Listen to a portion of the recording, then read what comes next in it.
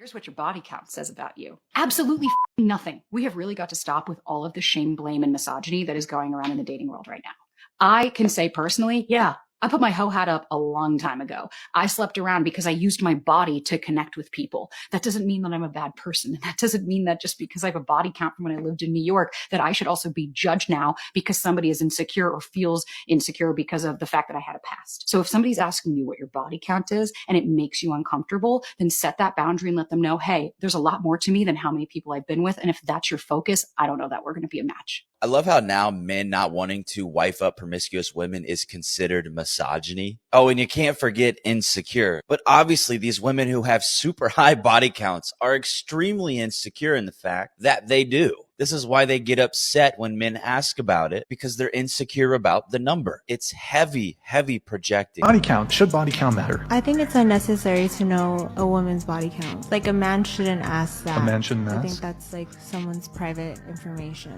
But what if they're wanting to be in a relationship with you?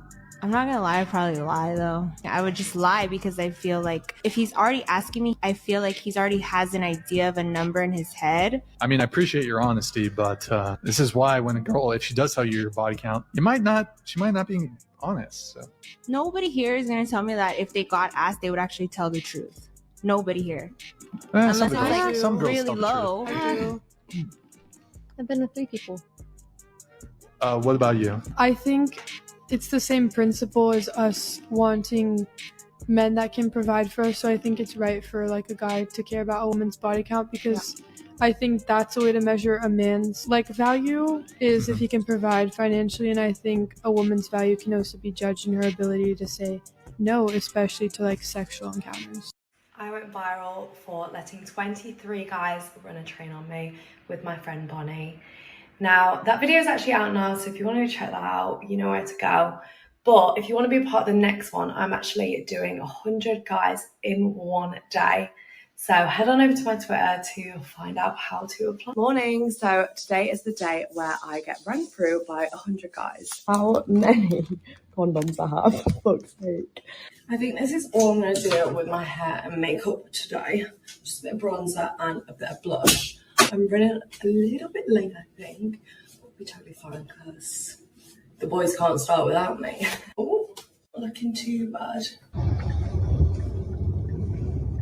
I'm almost there now. We have to do a little bit of a late start, but that's fine. Got time to make it back up. Hello. How are you doing? How's it going so far? Good. How many are we on? Only 8. 8 guys. Only 8, not You're not enjoying enough. yourself? Yeah, I am actually.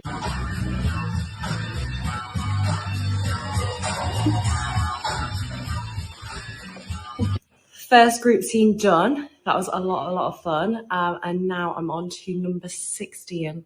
Currently 7 p.m. I think about 70 people through. This is what the room is looking like. Not in the best state. We've kind of got things everywhere. Someone brought me a rose. Oh my god, I forgot to vlog this. Someone brought me a fucking rose. He was the sweetest boy ever. Got ran through by 101 men. And my eyes are still recovering from all the bodily fluids that went in them. So yesterday I got ran through by 101 guys. Don't mind this, someone actually bit my lip. Why the fuck you lying? Why you always lying? Oh my god. Stop the cap. Stop fucking lying. Stop the cap. But last night I didn't end up having a shower. Well, I didn't wash my hair in the shower. Just because I was too tired. But I want to show you guys the aftermath of what it's like to get ran through by that many guys in one day. I feel like I've been hit by a bus. I am so achy. It went on for how many hours? We went from 9 a.m. till about 11 p.m. I think it was. I know there's a saying that records are meant to be broken, but maybe all records don't need to be broken, if you know what I mean. Sheesh.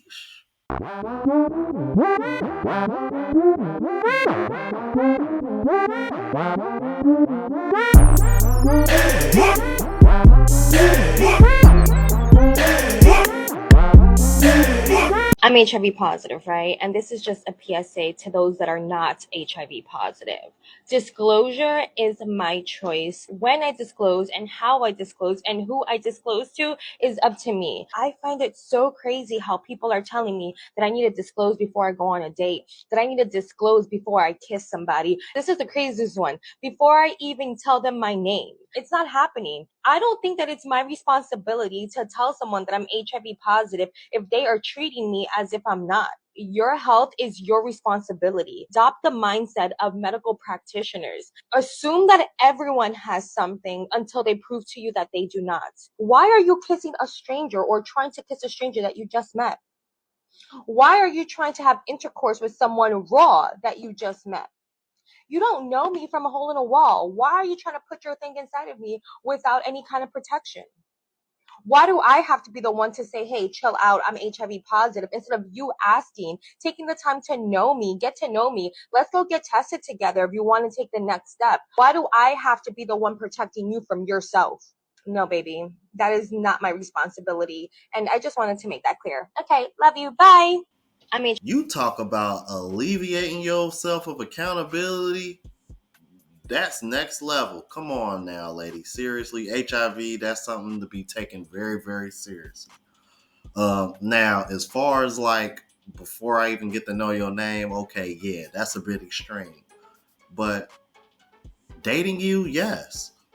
Why would I sit over here and even waste a dime on somebody that is HIV positive? Look, you over here willing to get a free meal just because you don't want to admit that you HIV positive for somebody to take you out on a date. Because you know if you do, 9 times out of 10, you probably ain't even gonna get that date now, will you? That's why. Let's keep it a buck here. Anyway, what's going on, YouTube? It's your boy Ron back with another video. If you're new to the platform, welcome to the tribe. By the end of this video, I hope you subscribe. Let's get back into it. Here, let me give y'all some game. While you're looking like something, don't fuck off all your prime years.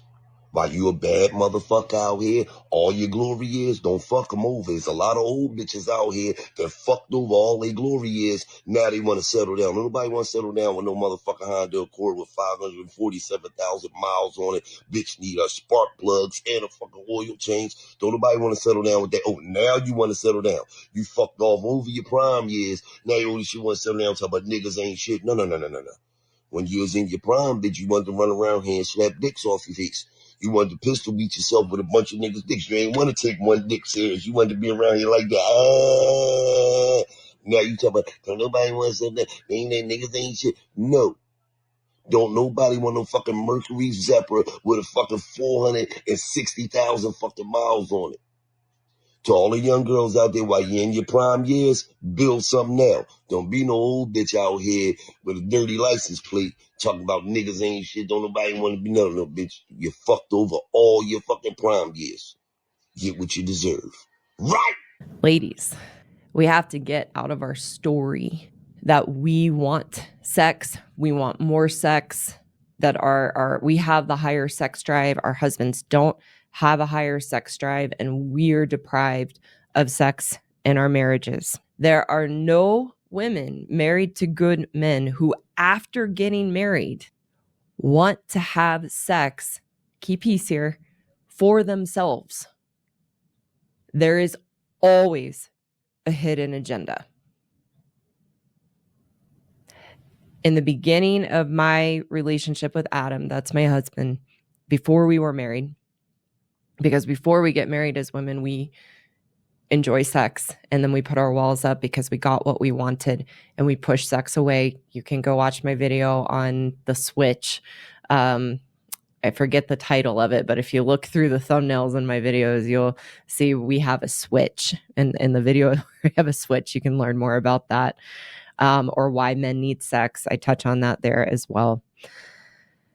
But in the beginning of my relationship with Adam, we had sex frequently. I enjoyed sex, but I also used sex as a control mechanism to where I wanted sex more. And my husband has a high sex drive and I wanted sex more. And I was wanting to have, not to be too TMI, but I was wanting to have sex like twice a day, but it wasn't for me. It was a control tactic to have a leash on him. And it came from a paranoia in myself of, I was scared he'd be attracted to another woman, or he wouldn't want to stay with me, or God forbid he masturbate. And it was a control mechanism. That was my hidden agenda. And for the majority of women who say they have a higher sex drive, the hidden agenda is something linked to control and a control tactic. I want to give an example of one of my students who came through the men's course. And this, I've heard this a number of times, where there is often a point as good men go through my men's course that they'll share, like, my wife is sensing something is afoot. Like, she's acting very strange. Because what happens for good men through the course is they regain their strength, they regain their confidence, and they begin to stand up for themselves in the face of the emasculation, or they begin to be in a responsible, respectful way as a good man, indifferent to their wives' emasculating behaviors, and they're no longer on the hook of the emasculation in their marriage. And this is very concerning to women. It's very concerning because the control has flipped, and all of a sudden we feel our hooks are no longer in our husbands. We feel we don't have the control over them anymore that we once did. And that's very uncomfortable to us, because that's the whole point of emasculation, is to weaken a man so that we are the ones in control. We have all the power, and we strip a good man of his own power and break him down. So as he starts to rebuild himself through the course, it is very often that they will share with, my wife is acting very strange. She's concerned. She's asking me weird questions. And one gentleman shared with me that he said, my wife's acting very strange. She knows something, I'm changing and something's different. And she was a woman who had stopped wanting sex and wasn't having sex very often with him. And he said, she's initiating sex with me every day. He said, but she's still not engaged and she's checked out.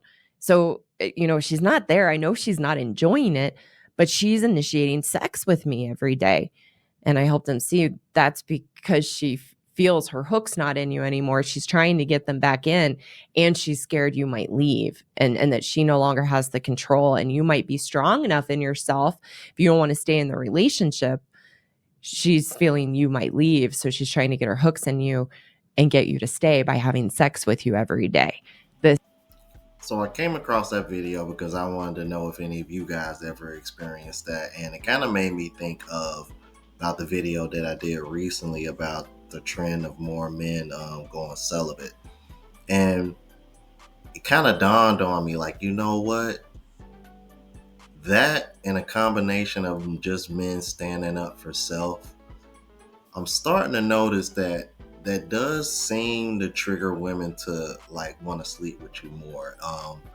It's almost like this sense of, oh, like, damn, the one thing that I know I could control them with, I can't control them with. Oh shit, now what do I do? Well, shit, I just got to give it to him all the time, so that way he don't, wander off. So there's some logic to that. That actually kind of makes sense. Let me know what y'all think. Let's keep it moving.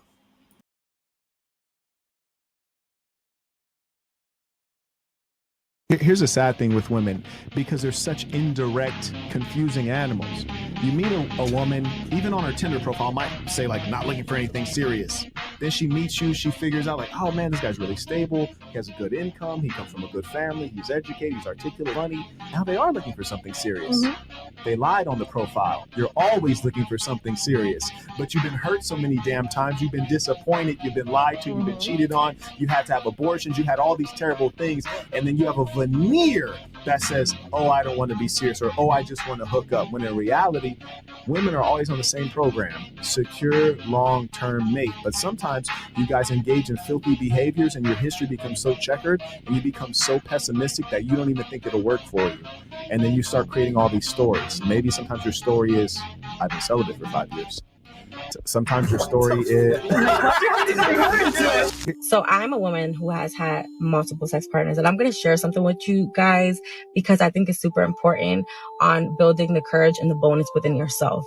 Obviously with the Holy Spirit and God leading you, because this isn't me. This is literally what God has created me to be and what I allow God to create me into, right? It's blasphemy. Be quiet. Right? So I have a lot of sex partners, right? And I was on a date on Tuesday. It was my first date ever. Okay. In like so many years. So I'm like, okay, cool. I like this guy. He's cool. You get what I'm saying? Prior to going on the date with this person, right? So I tell this man about how many people I had sex with. And when I told him that, he looked at me, he repeated the number. He repeated it in a different number too. And I was like, no, it's this number. And I said the number. And he just looked at me. He was like, okay, I have no problem with that. I said, okay. Mind you, I told this man I am waiting till marriage. I don't care. I don't care about where I've been. And I say this for a reason, right? As more bears retreat from modern women, we must prepare ourselves for the influx of the self-proclaimed 304 evangelists. Yes, these women believe that by buying a diamond cross chain and hitting the tambourine at church, they will somehow delete their wholeness. I don't think I'm... Shout out to Destro Reborn, man. I love his content, bro. Let me know what y'all thought about this. If you're new to the platform, please subscribe. OGs, I appreciate the love and support. Make sure y'all hit that bell notification. That way y'all know when I'm uploading. Hit the like button because that helps with the algorithm and helps me reach a broader audience. Also, look out for the travel vlog channel, Unplugged Traveler. Link is in the description. Until the next video, y'all. Deuces.